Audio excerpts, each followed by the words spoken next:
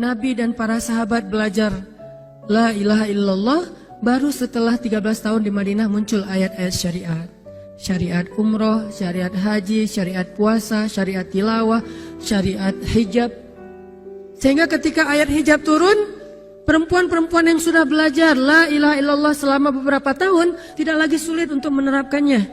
Begitu ayat hijab turun dibacakan oleh Nabi di dalam masjid, semua sahabat-sahabat mendengar itu dengan sangat perhatian. Lalu mereka semuanya pamitan, ya Rasulullah kami ingin pulang.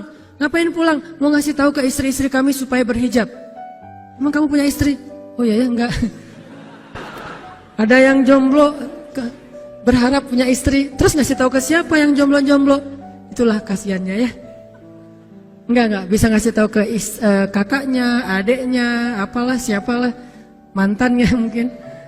Pulang ngasih tahu ke istri-istri mereka, saudari-saudari mereka, putri-putri mereka, dan perempuan yang mendengar ayat ini dibacakan langsung menutup kepala mereka dengan benda apapun yang ada di tangannya. Mau jemuran, mau baskom, mau apa, pokoknya pegang apa, tutup langsung. Hijab. Kenapa? Ini perintah Allah. Gak mungkin Allah memerintahkan kita sesuatu kecuali ada kebaikan di dalamnya. Itu aja pertimbangannya. La ilaha illallah. Bukan kenapa? Kan lebih nyaman gak pakai hijab. Kan ini, kan itu. Enggak. Satu aja alasannya. Alasan la ilaha illallah. Kalau ini perintah Allah, sami'na wa ata'na. Itu dampak dari la ilaha illallah. Dikasih perintah sesulit apapun, termasuk Zainab dengan Zaid bin Harisah. Pernah kan baca kisah Zainab di surat Al-Ahzab? Mungkin kapan-kapan kita bahas itu. Efek dari la ilaha illallah. Tiba-tiba Nabi datang kepada Zainab. Sebetulnya Zainab ini ada hati kepada Nabi Muhammad. Siapa sih yang gak punya hati untuk Rasulullah ya? Semua cewek juga pasti mengidam-idamkan pengen jadi istri Nabi. Karena otomatis istri Nabi itu adalah dijamin surga. Siapa yang gak pengen jadi istri Nabi? Di surga nanti punya rumah, satu rumah dengan Nabi. Kan keren banget. Kita bisa jadi tetangga Nabi aja di surga udah keren banget. Apalagi serumah dengan Nabi. Semua cewek juga pengen jadi istri Nabi, termasuk Zainab. Dan itu hal yang wajar. Pas Nabi datang ke rumah Zainab, Zainab udah kegeeran. Nabi bilang kepada keluarga Zainab, saya ingin melamar Zainab. Zainab udah bahagia. Untuk Zaid, untuk Zaid, bukan untuk Rasulullah. Zaid? Siapa Zaid? Anak angkatnya Nabi Muhammad SAW, bekas budak. Mirip-mirip dengan Julaibib. Julaibib itu edisi Madinah, Zaid itu edisi Mekah. Ada dua cowok jomblo yang sama-sama pernah diuji dengan masalah jodoh. Zaid edisi Makkiyah, Julaibib edisi Madaniyah. Dua-duanya jomblo. Dua-duanya orang biasa, gak punya daya tarik. Followersnya gak ada, 0. Bukan selebgram sama sekali. Kata Rasulullah, aku melamar Zainab untuk putraku Zaid bin Harithah, anak angkatnya Nabi. Zainab menjawab apa? Ya Rasulullah, saya gak cinta sama Zaid. Jawaban yang sangat wajar kan? Dan jawaban yang paling sering kita dengar sekarang kan? Maaf ya, aku gak ada perasaan, kita jadi adik kakak aja. Itu kan standar ya? Standar banget lah kayak gitu-gitu. Maaf ya, kita jadi temenan aja. Maaf ya, aku gak ada perasaan apa-apa selama ini. Maaf ya, dan segala macam. Dengan bahasa-bahasa halus tapi nolak intinya. Kenapa gak bilang aja, udah gak usah kesini lagi? Kan jelas sih. Ini dengan bahasa, ya Rasulullah, aku tidak cinta kepada Zaid. Karena cinta juga pertimbangan yang penting. Dan Nabi juga tidak mengizinkan kita menikahkan putri kita dengan seseorang yang putri kita tidak berkenan dengannya. Tetap harus ditanya, ya Rasulullah, saya tidak cinta dengan Zaid. Turun ayat. Katakan kepada orang-orang yang beriman, laki-laki dan perempuan, kalau Allah sudah memerintahkan sesuatu, tidak ada kalimat yang keluar dari lisan mereka kecuali sami'na wa ata'na. Nabi bacakan ayat ini kepada Zainab. Zainab mendengar, ya Rasulullah, Allah yang menyuruh ini. Ya kata Rasulullah, sami'na wa ata'na. Kebayang gak tuh? Efek dari apa? La ilaha illallah. Jadi la ilaha illallah itu bukan cuma kalimat zikir, bukan cuma kalimat doktrin ideologi, bukan cuma masalah teologi secara teoritis, bukan. Ini dampaknya kepada akhlak, dampaknya kepada ibadah, dampaknya kepada banyak pilihan hidup dari la ilaha illallah. Orang kalau nggak baik la ilaha illallah pasti susah memilih pilihan-pilihan dalam hidupnya. Kalau tidak baik la ilaha illallah pasti susah untuk berperangai, sabar, memaafkan. Itu semuanya ada hubungannya dengan la ilaha illallah. Sama kayak Abu Bakar, ketika dia sakit hati kepada orang yang memfitnah anaknya, dia cari tahu siapa orang yang pertama menyebar hoax tentang Aisyah. Ketahuan, dilaporin, diperkarakan sama Abu Bakar. Tiba-tiba turun ayat dari Allah, janganlah orang yang memiliki kelebihan harta di antara kalian bersumpah untuk tidak lagi membantu saudaranya gara-gara sakit hati. Hendaklah dia berlapang dada dan memaafkan. Itu perintah Allah, berlapang dada dan memaafkan. Terus konsekuensinya apa? Balasan janji Allah apa? Ala tuhibbuna ayyaghfirallahu lakum? Tidakkah kamu suka jika Allah memaafkan juga kesalahan-kesalahan kamu? Jadi deal-dealannya dengan Allah, bukan dengan makhluk. Enak aja saya maafin dia, untung di dia, rugi di saya. Enggak. Kalau kita transaksinya dengan makhluk, kita rugi. Tapi kalau kita transaksinya dengan Allah, kita untung. Libatkan Allah dalam urusan kita. Dan ini gak mungkin kita lakukan kalau gak baik. La ilaha illallahnya. Allah nawarin kepada Abu Bakar, ala tuhibbuna ayyaghfirallahu lakum? Tadinya Abu Bakar kesel banget sama tuh cowok. Terus turun ayat ini, wal ya'fu wal yasfahu. Hendaklah dia memaafkan dan berlapang dada. Abu Bakar berat. Tiba-tiba Allah katakan, ala tuhibbuna ayyaghfirallahu lakum? Bala ya Rob, kata Abu Bakar, tentu ya Allah, kalau gitu saya akan maafkan demi supaya Allah memaafkan kesalahan saya. La ilaha illallah. Zainab, sami'na wa ata'na. Ya udah saya terima Zaid ya Rasulullah. Alhamdulillah. Datang Nabi ke Zaid, Zaid mau nggak nikah sama Zainab? Sebetulnya mau banget, tapi nggak pede.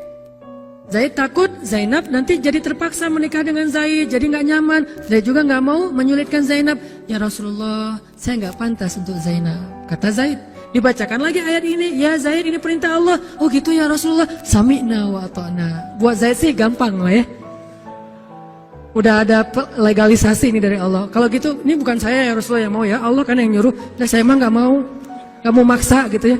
Tapi kalau Allah yang nyuruh, ya udah, apalagi saya nggak punya pilihan dong gitu. Padahal Zainab, siapa sih yang nggak mau cowok sama Zainab?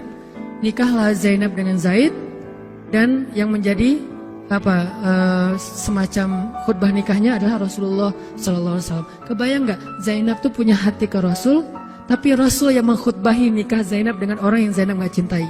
Kebayang nggak perasaan Zainab tuh? Ketika akad nikah, Nabi jadi saksi. Saya terima, kata Zaid, nikahnya Zainab binti Jahsy dan segala macam. Zainab, kebayang nggak ada Nabi di situ? Lalu setelah selesai akad nikah ditanya kepada Nabi, sah ya Rasulullah? Sah. Dan Nabi juga nggak mau mempersulit. Nggak sah. Kenapa? Harusnya sama saya. Enggak. Nabi orangnya fair. Nabi orangnya bijaksana. Orangnya dewasa. Nggak kayak kita. Kita tuh bahaya banget jadi saksi kalau jadi mantan. Pasti nggak sah. Dan Nabi nggak gitu. Sah langsung di kali pertama. Kebayang Nabi memberi nasihat kepada Zainab, nasihat kepada Zaid. Zainab, aduh kenapa bukan Nabi, kenapa Zaid? Tapi apa? La ilaha illallah. Allah nggak nyuruh sesuatu kecuali ada kebaikan di dalamnya. Percaya banget. Itu la ilaha illallah. Udah percaya banget. Zainab yakin, ini perintah Allah, ya sudah saya lakukan. Walaupun bukan dengan Nabi, padahal saya pengennya dengan Nabi. Kebayang gak sih pengen sama seseorang yang kita cintai banget, malah orang itu yang menjodohkan kita dengan orang yang kita gak pernah kebayangin. Amit-amit. Jangan dia ya Allah, jangan dia, dia. Kan berat tuh. Yang saya sering cerita, jangan saya. Pokoknya jangan Hanan, Hanan. Kenapa kok begitu? Karena dia bilang jangan saya bilang yang dia ya Allah. Akhirnya kita adu-aduan doa. Ya Ustadz, masa dilawan ya? Doanya lebih panjang, lebih sujudnya apa segala macam. Akhirnya jadi. Gak kebayang tuh buat Zainab. Kalau Zaid sih mungkin kebayang lah ya. Gimana happynya Zaid menikah dengan seorang cewek yang semua orang Mekah pengen nikahin dia. Tapi kalau Zainab, itu hari-hari yang sangat berat. Malam pertama gak kebayang buat Zainab. Zaid. Begitu Zaid datang, Assalamualaikum Zainab. Gimana tuh? Ini kalau kita lihat dari angle manusia ya, karena Zainab juga manusia. Tapi semua emosional, subjektif manusia redam dengan iman la ilaha illallah. Harapannya cuma satu, pasti ada kebaikan di sini. Pasti ada kebaikan di sini. Walaupun gak kebayang kebaikannya apa, pokoknya ada aja. La ilaha illallah. Nikah Zainab sama Zaid. Cekcok selama 1 tahun, gak pernah akur. Pulang kerja rame, berangkat kerja rame, pagi rame, sore rame. Gak cocok aja tuh Zainab sama Zaid. Berkali-kali datang berdua sama ke Rasulullah. Ya Rasulullah nasihati kami. Udah dinasihati pulang rame lagi. Di mobil aja berdua rame, macet apa segala. Ya udah nikmati aja rame gara-gara macet. Terus aja kayak gitu. Pokoknya selama 1 tahun mereka sering percekcokan rumah tangga. Jadi kalau kita ngelihat ada keluarga yang mungkin baru menikah kemudian bercerai, jangan menjudge mereka. Karena menikah itu ibadah, perintah Allah. itu lebih baik daripada tidak menikah tetapi sudah melakukan banyak perbuatan dosa. Walaupun akhirnya nauzubillah ada hal-hal di luar dugaan, maka la'allahu khair, mudah-mudahan ada kebaikan. Mereka berani menikah muda aja kita harus acungkan jempol. Mereka berani menikah muda aja kita harus respect. Kan saya sering bilang no judgment, respect to other kan. Berani mengambil keputusan menikah muda, baru berhijrah udah langsung menikah. Itu bukti dari iman. Kenapa kita menjudge seolah-olah kita lebih baik dari dia? Emangnya kita berani melakukan hal yang mereka lakukan? Gak berani buktinya. Berarti dia lebih baik daripada kita. Walaupun kesudahannya, kalau mereka bercerai setelah menikah baru beberapa lama, ada yang lebih soleh dari mereka juga bercerai baru setahun menikah. Zainab dengan Zaid, dua-duanya dijamin surga. Dua-duanya dijamin surga. Pernikahan mereka cuma bertahan setahun. Setahun kemudian, Zaid datang kepada Rasulullah. Zaid bilang, ya Rasulullah, kayaknya udah gak bisa dipertahankan hubungan saya dengan Zainab. Zaid, sabar. Rasul ketika Zaid mau datang sebetulnya udah dapat bocoran dari Allah. Allah udah ngejapri Rasulullah dalam bentuk ilham. Japrian Allah kan ilham ya. Japrian kita kan WA, itu juga habis kuota gak kebaca-baca. Kalau japrian Allah ke Rasul ilham. Ilhamnya apa? Kalau nanti Zaid datang, nanti baca di surat Al-Ahzab. Kalau nanti Zaid datang kepadamu meminta nasihat tentang Zainab, bilang kepada Zaid, ceraikan istrimu. Kalau udah diceraikan, nanti kamu nikahi Zainab. Ini perintahnya juga berat buat Nabi nih. Kebayang gak sih anak angkat kesayangan Nabi yang selama ini baik banget sama Nabi, tiba-tiba dia punya masalah dengan istrinya, disuruh cerain dengan niat kalau udah cerai nanti dia yang nikahin. Kan gak kebayang tuh buat Nabi. Ditambah lagi Nabi itu orangnya ra'afah banget, sangat gak enakan. Kita aja gak tega kayak gitu. Emang ada yang tega kayak gitu? Gak tega kan? Zainab mantan kita sih. Sekarang cowok itu datang ke kita, suaminya Zainab. Ustadz, gimana nih Zainab? Perlu saya pertahankan? Emang kalian dari awal udah gak cocok, cerai aja deh. Kenapa? Bentar lagi gue mau nikahin Zainab. Gak kebayang kan? Kok Ustadz ngomong kayak gitu? Dapat ilham. Berat kan? Nabi itu kayak gitu loh, kondisi emosional beliau yang zulzilu, terguncang. Gimana nih caranya? Saya nggak enak banget, nggak tega banget sama Zaid. Kebayang wajah Zaid polos gitu. Ya Rasul gimana nih?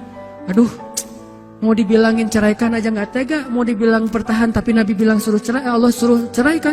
Akhirnya Nabi memilih emosionalnya, bukan perintah Allah. Wahai Zaid, tahan istrimu, jangan ceraikan. Padahal kata Allah suruh ceraikan. Lihat beratnya Nabi waktu itu. Akhirnya Zaid pulang, gitu ya Rasul. Ya, pulanglah Zaid. Nabi gak enak banget sama Allah. Terus akhirnya Zaid sampai ke rumah. Namanya Allah yang nyuruh kan gak bisa dirubah ya. Kun fayakun. Cerai juga tuh, walaupun Nabi bilang sudah bertahan. Allah marah kepada Nabi. Kata Allah, kamu merasa gak enak kepada manusia, tapi kamu merasa enak kepada saya. Diadu oleh Allah tuh coba, emosional.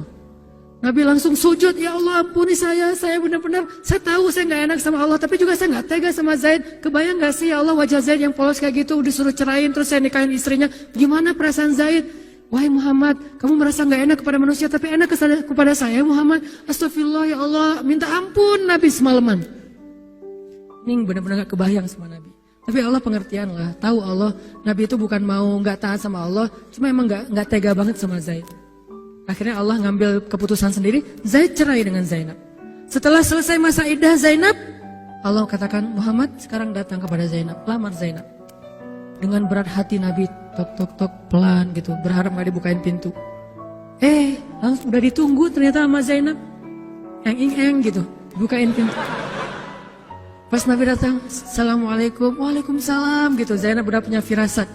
Nabi mengatakan, Zainab, ada perintah dari Allah. Apa ya Rasulullah? Sami'na wa ata'na. Belum juga dikasih tahu. Sami'na. Allah menyuruh saya untuk melamar kamu Zainab. Untuk siapa ya Rasulullah? Curiga kan? Jangan-jangan orang lain lagi nih. Untuk siapa ya Rasulullah? Untuk saya. Masya Allah gitu. Cuman Zainab kan gengsi gitu lah. Masa cewek harus teriak-teriak gitu kan ya? Oh gitu. Padahal masuk ke dalam kamar. Wah gitu ya. Gigit jari apa, gaya-gaya cewek lah ya. Oh gitu, ntar ya saya pikir-pikir dulu. Saya istiqoroh dulu. Nabi diistiqorohin. Udah diterima, sami'na wa ata'na. Dan inilah khair, kebaikan yang diharapkan oleh Zainab. Walaupun gak pernah terbayang, gak mungkin dong Zainab berpikir akan cerai setelah setahun kan? Tapi dia hanya yakin Allah tuh gak mungkin nyuruh sesuatu yang gak ada kebaikannya buat kita. Gak mungkin. Mustahil. Karena Allah gak pernah zalim kepada hambanya. Kenapa Allah kok muter-muter dulu kayak gitu? Allah pengen lihat Zainab itu menikahi Muhammad karena Allah atau karena dirinya sendiri. Kalau karena Allah, coba yang selain Muhammad berani gak? Ternyata berani. Karena itu dia menjadi layak untuk Muhammad. Kalau dia nggak menerima Zaid, mungkin Zainab tidak akan pernah jadi istri Nabi karena tidak layak. La'allahu khair. Ini buah dari la ilaha illallah. Begitu juga kalau yang masih culun-culun, yang mungkin badannya belum kebentuk, yang jerawatan misalnya kayak gitu, tiba-tiba memimpin pasukan militer yang jumlahnya ribuan, yang barisan pertamanya kibarus sahabah, sahabat-sahabat senior, as-sabiqun al-awwalun minal muhajirin wal ansar. Termasuk siapa di dalamnya? Abu Bakar dan Umar. Kebayang gak tuh? Memimpin pasukan yang di belakangnya itu Abu Bakar dan Umar. Maju! Abu Bakar dan Umar. Ya, maju. Usama. Kebayang Usama yang nyuruh. Abu Bakar. Segaya. Umar maju. Zaid, anaknya Zaid. Tapi tidak ada yang bisa membantah. Kenapa? Itu wasiat Nabi sebelum wafat. Aku perintahkan kalian untuk dipimpin oleh Usamah bin Zaid karena dia adalah anak muda yang luar biasa. Itu hadiah Allah untuk Zaid karena dulu mau menikahi Zainab walaupun hatinya sebetulnya tidak mau. La'allahu khair, la ilaha illallah. Masing-masing dikasih kebaikan dengan cara-cara yang berbeda.